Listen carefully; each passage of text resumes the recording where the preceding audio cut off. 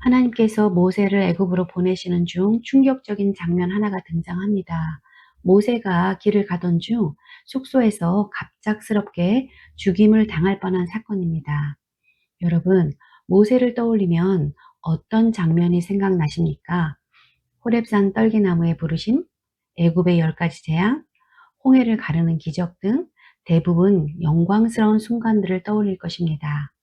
성경의 난제이면서 그냥 스쳐 지나갈 수 있는 출애굽기 4장에 하나님께서 모세를 죽이려고 했던 이 사건에 대해서 이야기를 나누겠습니다. 출애굽은 모세 이야기 전에 아브라함과 세운 언약을 상기시킵니다. 출애굽기 2장 24절은 이렇게 말합니다. 하나님이 아브라함과 이삭과 야곱에게 세운 그의 언약을 기억하셨더라. 여기에서 기억하다는 히브리어로 자카르입니다. 이 말의 의미는 단순히 기억을 떠올리는 행위가 아니라 행동까지 가는 것을 포함합니다. 하나님이 언약을 기억하셨다는 것은 언약대로 행동하시기 시작하셨다는 뜻입니다. 사실 하나님은 이미 아브라함에게 모든 것을 말씀하셨습니다. 창세기 15장에서 하나님은 아브라함에게 그의 자손이 이방 땅에서 고난당할 것이며 이후 큰 재물을 가지고 나올 것이라고 약속하셨습니다. 그것은 단순한 예언이 아니라 언약입니다.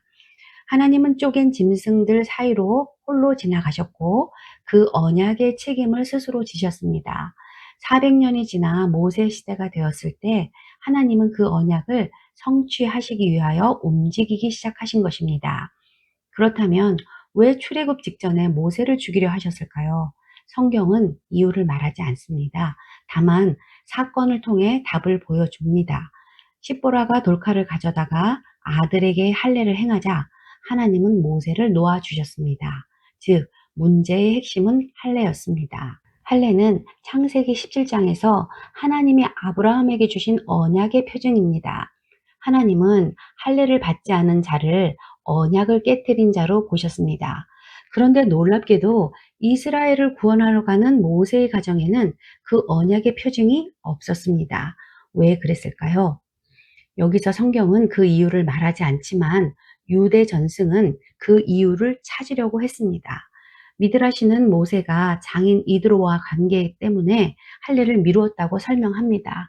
또 다른 전승은 여행 중에 위험할 수 있어서 미루었다고 말합니다. 탈무드의 일부 전통은 모세가 하나님의 사명을 받은 후 급하게 출발하느라 할례를 미루었다고 해석합니다. 하지만 이것은 어디까지나 전승의 해석일 뿐입니다.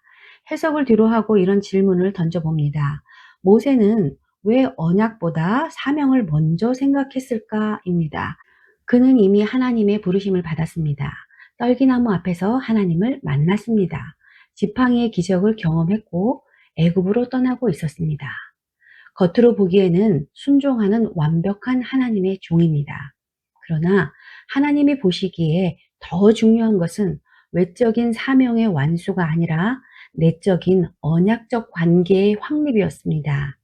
하나님은 이스라엘 전체를 언약 백성으로 이끌 지도자가 정작 자기 가정의 언약의 의무는 방치하는 영적인 모순을 용납하지 않으셨습니다.